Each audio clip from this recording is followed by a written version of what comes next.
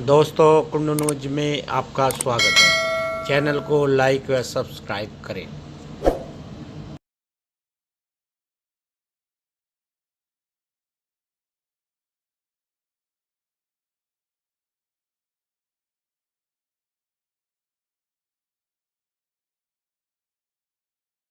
चौधरी चरण सिंह, चौधरी चरण सिंह, चौधरी चरण सिंह, चौधरी चरण सिंह, चौधरी चरण सिंह, चौधरी चरण सिंह।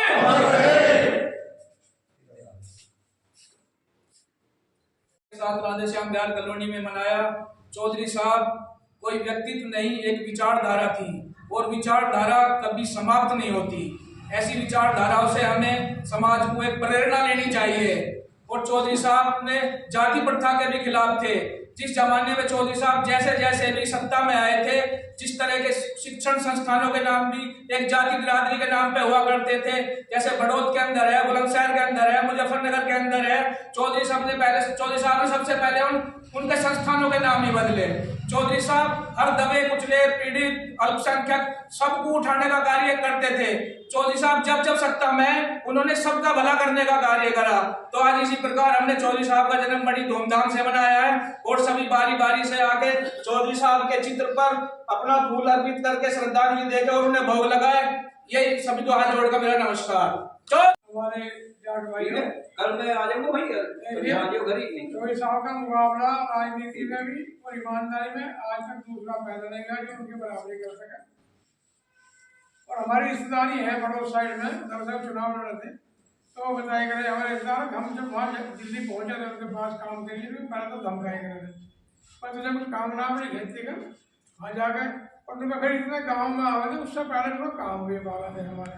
तो ऐसे हमारे नेता है, उनके कारण हमारी बिरादरी का जो हमारा सम्मान बढ़ा और हम उन्हें नमन करते हैं। धन्यवाद। ये जन्मदिन कुछ खास जन्मदिन है।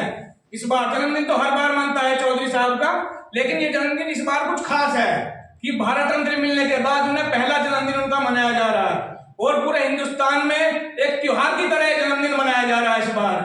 तो इसी उपलक्ष्य में आज हम इकट्ठा हुए हैं। अब मैं इसी क्रम में चौधरी महिपाल जी बाबा जी से चाहूंगा कि वह चौधरी साहब के बारे में कुछ बताएं हमें आगे। यहाँ राजा खड़ा हो जाए।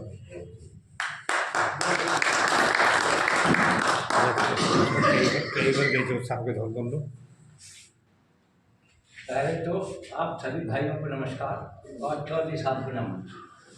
चौधरी साहब को मैंने बहुत नज़दीक से भी देखा और वो इलेक्शन का दौर देखा पीछे का 68-69 का, ये सब जितने ईमानदार हमारे चौधरी साहब थे शायद कोई नेता अभी तक पैदा नहीं।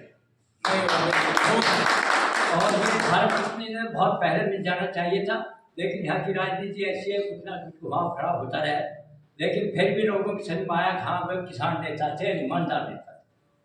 उन्होंने किसानों के लिए ऐसे ऐसे काम किए जो किसानों को जो है जीवन दान दिया। जमींदारी उनको किया, जमींदारी उनका पहला ऐसा काम था जिसमें सब किसानों को, जो छोटे छोटे किसान थे वो भी मालिक बन गए। और उन्होंने सभी के लिए, अकेली जाति के लिए नहीं, सबके लिए उन्होंने ईमानदारी से काम किया। उनके पास अगर कोई पहुंच गया तो उसका काम वो हर तरीके से, चाहे कुछ भी करना हो वो करते थे और उन्हें धमका के भगाते। क्या तुम्हारे पास किराए की टिकट नहीं है, यहाँ से कैसा है, लखनऊ तो कैसे चला है, तुम गरीब आदमी हो, तुम वहीं चिट्ठी लिखिए घरों में। मैंने वो चीज देखा, हमारे घर में 100 चिट्ठी है। तो उन्होंने जो है किसानों को कहा कि चिट्ठी डाल दो, 10 पैसे का पोस्ट कार्ड भेज दो, आपका काम हर कीमत पर। तो उनका तो वो हर ईमान था, वो किसी से कोई पैसा या कोई ऐसी चीज नहीं चाहते। और सही पूछो तो हमारी जाति को जो है उत्थान उनकी वजह से हुआ, अन्य कोई जानता नहीं था। अब कोई जाट जाति की यहाँ है कुछ, और उन्होंने किसानों के लिए तो वो काम किया, किसान ग्रामीण वो विकास वो बनाया, मंत्रालय जो मैंने शहरी विकास मंत्रालय था। हमने तो खेलो बाड़ा के उस टाइम पर चौधरी साहब कई सभाएं अटेंड करी, इनकी बात सुनी। अब इनके बारे में मेरे हिसाब से बोलना है सजय सूरज को दिया लेगा। यहाँ जितने बैठे सब इनके बारे में जानते हैं। मेरा तो इतना ही बोलना है कि जो इनके आदर्श थे, जो इनका लक्ष्य था, हम थोड़ा बहुत पुराने चल सकते, 10% 20% उस रास्ते पे चले, जैसे जो ईमानदारी इन्होंने दिखाई। ऐसे तो कहने को तो एक कहते हैं जाट नेता है, एक भी उदाहरण नहीं मिलेगा कि किसी दूसरी भी जाति का आदमी इनके पास किसी भी काम से गया हो और निराश हो। गाली देने के बाद तो इनकी थी जाती रात को मारनी तो इनका तकिया का नाम था, और इस काम इन्होंने सबका किया, चाहे वो किसी भी जाति का था।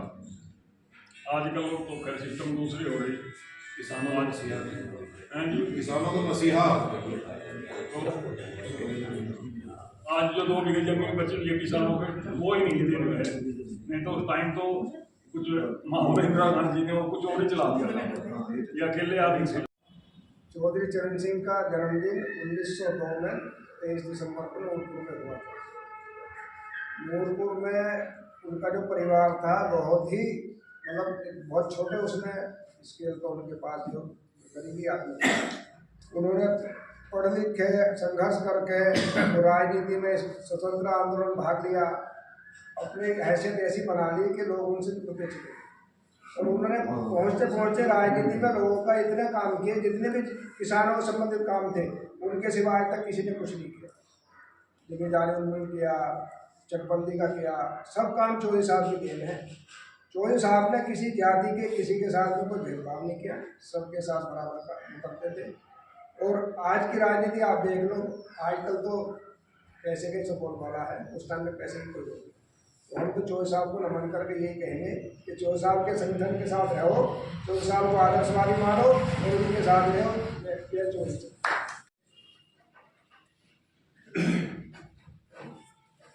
आज हम चौधरी चरण सिंह जिन्हें भारत रत्न दिया गया है, भारत रत्न सम्मानित हुए हैं, उनकी जयंती मना रहे हैं।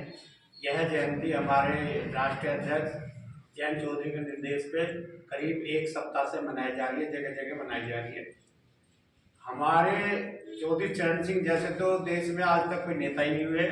वे काफ़ी ईमानदार नेता थे और खुददारवादी थे।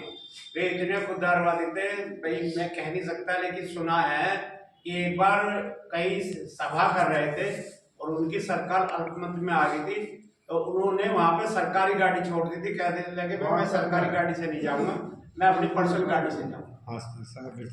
और कभी यदि उन्हें कभी आवश्यकता भी हुई तो हमारे जो भाई उनके अनुयायी कह दो या समर्थक कह दो, उन्होंने अपने दौरे से पैसे दे देकर चौधरी साहब को गाड़ियाँ धुआई थी। कभी भी उन्होंने ना तो किसी उद्योगपति से चंदा लिया था, नहीं कभी उन्होंने ऐसा कोई भी किसी घोटाला या किसी प्रकार का कोई वो नहीं था। एक बार की बात है, हम इलाहाबाद जा रहे थे, बस में 90 के आसपास की बात है जी, तो कंडक्टर थोड़ा एजेंट सा था, कहने लगा भैया खुले पैसे की बात आ गई। कहने लगा भैया जब चौधरी साहब का मतलब शासन होता था तो एक एक पैसे को खुले हम करके देखते थे, मतलब बेईमानी नाम की चीज नहीं थी शासन में।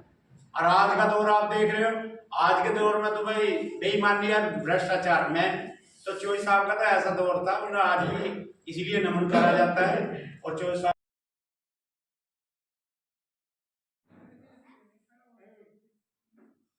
चल रहा है ना यो? हाँ ठीक है, बंद कर दियो ना फोन आ रहा।